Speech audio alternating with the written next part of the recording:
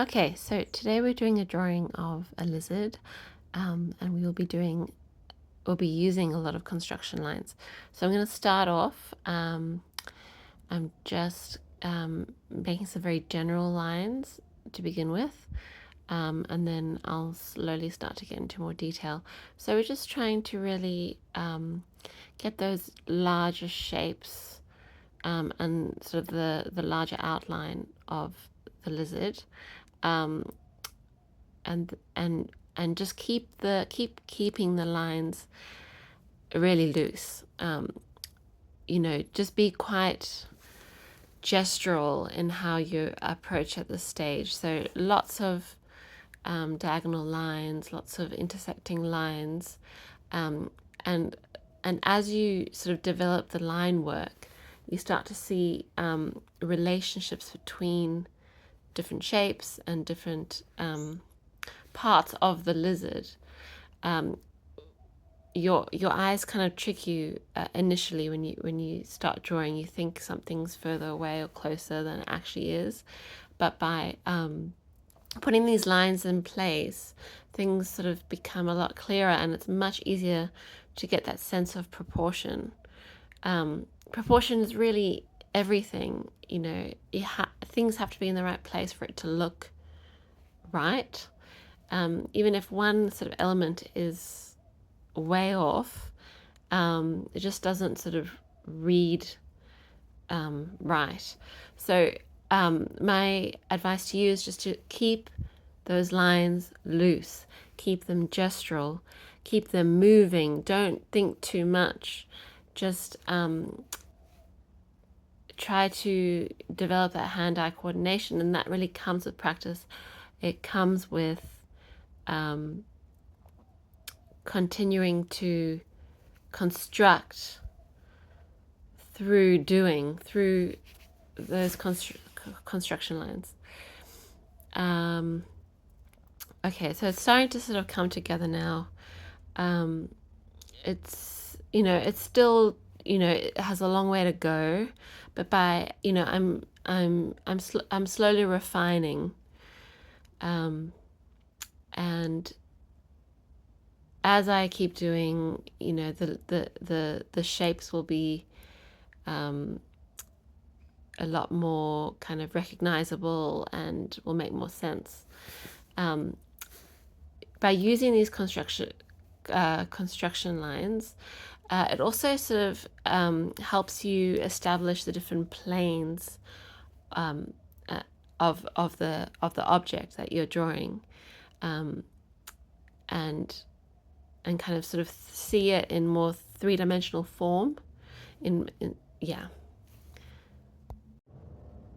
Okay, so now I'm just kind of putting in some markers. I've kind of roughly positioned the eye, the mouth, the nose, the arm, but I'm still working it out.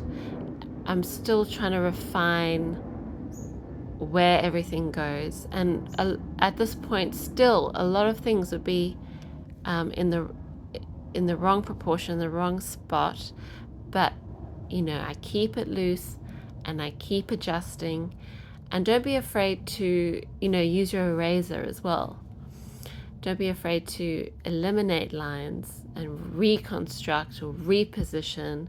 Nothing is final, and it's really important to keep that in mind when you're drawing, that it's only final.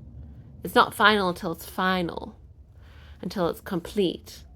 And even then, that's, some people think that a completed drawing is just an abandoned drawing. When do you stop? But keep it going, and keep it fluid, keep it loose, and don't over render until you feel like, okay, the planes are happening, it's starting to come together, I can start to render. A lot of the time people render way too early. They start to get into really fine detail, way too early in the development of the drawing. And sometimes, you know, a rendered drawing is more boring than a loose and spontaneous drawing.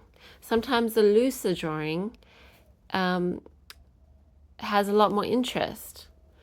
Even now, you know, these lines are actually quite interesting.